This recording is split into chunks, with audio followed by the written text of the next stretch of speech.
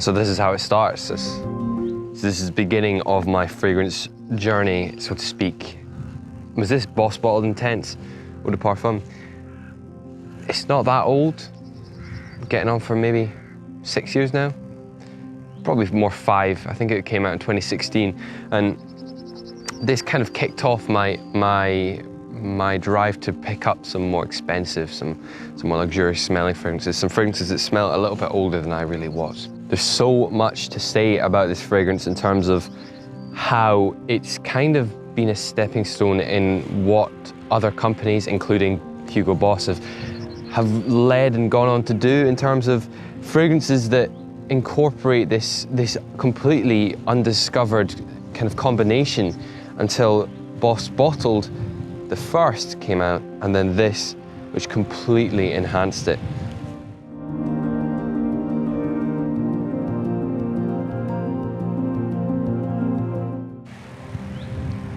Now, as a proud Scot in this kind of landscape of trees and greenery, I think that there's probably not a better place really to talk about this. I mean, I often mention that this is really a fragrance that's probably best suited for a businessman in a tight and dark black or navy suit, but I think as well there's a different side to this fragrance that's kind of been ingrained in me, and that's what I'm going to talk about today.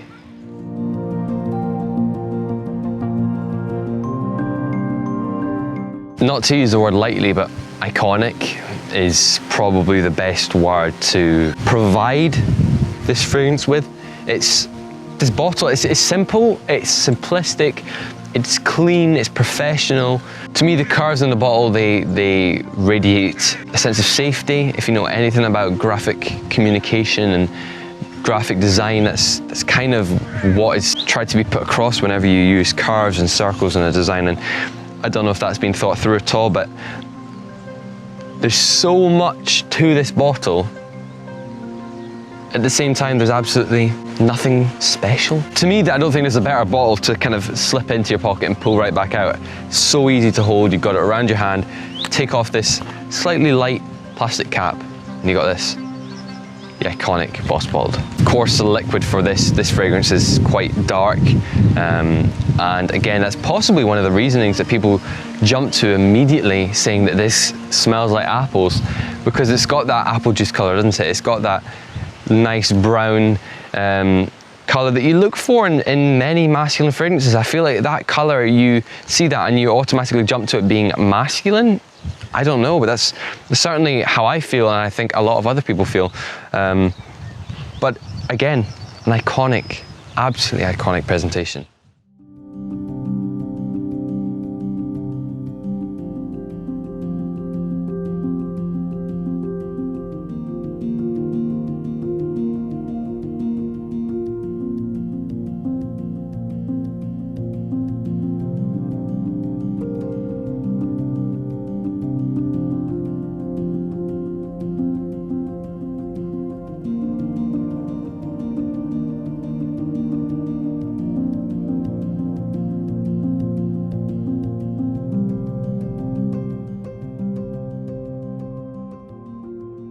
Funnily enough, the fragrance with such simplicity in its kind of basic base breakdown, it's got quite an impressive depth to it and a far-fetched kind of difference from something that you wouldn't really smell much else like this before this came around.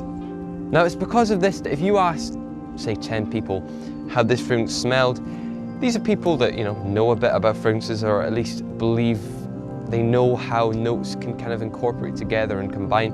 I bet you probably get about 2 fairly similar strong bases of responses. You'd get the people that jump to the immediate assumption that this is like the first one, and they would often, fully emphasize that it's got the cinnamon and apple, which is, always talked about when this fragrance comes along. And I get that. I have the first fragrance. I totally get that. It does this. It's certainly the apple for me in this one that kind of is there and is quite sweet, but this is where the complete magic of this fragrance comes along to me, because it isn't like the first. It isn't just a kind of sweet, fresh, slap-on fragrance that you could wear anywhere and people would love it. It's more spicy sweet fragrance. Now that's partially down to the woods that are incorporated into this, but you've also got this kind of zingy, zesty citrusiness in the top, which is coming from a bit of bergamot, a bit of lemon, a bit of lime. But the true spiciness arises from what I believe to be the cinnamon from the first, combined with a little bit of nutmeg and a slight amount of cardamom. And the cinnamon, if it is in here, I don't believe it's doing the original job of kind of an enhancing sweetness, Christmassy vibe. I believe that it's more to do with creating depth rather than linear simplicity, like the first. Now, before I say this, forget everything you know about musks. I'm going to use the term musky rather than a musk. It's possibly got some sort of musks incorporated into the base, which I've seen thrown about in places, but I'm not very good with identifying musks or actually identifying really what they are and how they're used. It's more just a kind of identified subject that I pick out. And that's what I'm picking slightly from this. Again, it's to do with the depth, it's to do with a kind of longer and more enjoyable change in kind of profile as this dries down on the skin and as it evolves throughout the day. I believe that the muskiness is there at the start and kind of grows on you the longer this is used. That's probably due to the sweetness of the apple dissipating throughout the experience of wearing this.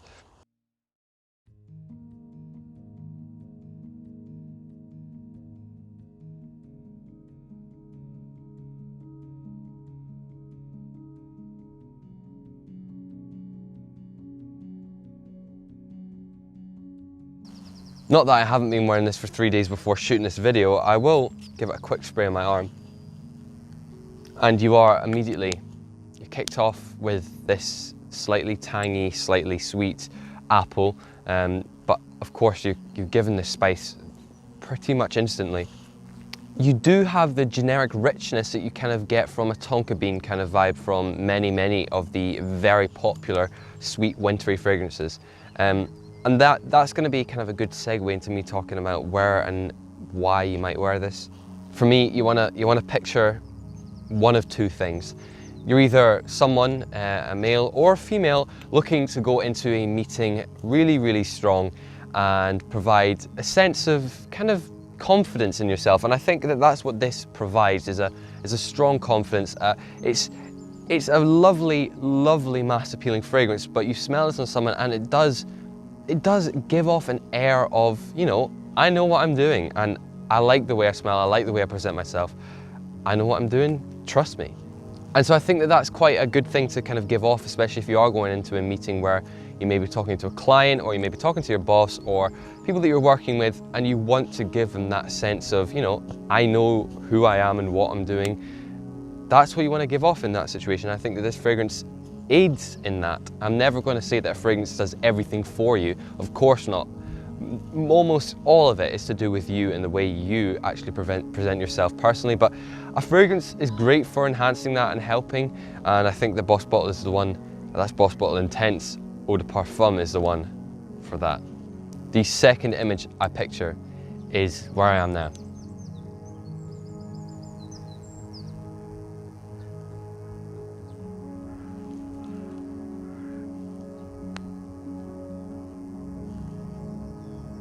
It's quiet, there's birds, I'm in the countryside. And it feels like I'm almost surrounded by what I'm wearing. A touch of muskiness, a whole lot of wood, a bit of spiciness. The kind of dark, bleak skies almost add to it as well. I don't think I would suit really standing out on a really hot day as the previous days have been.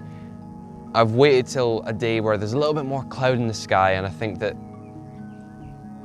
it works, it really does.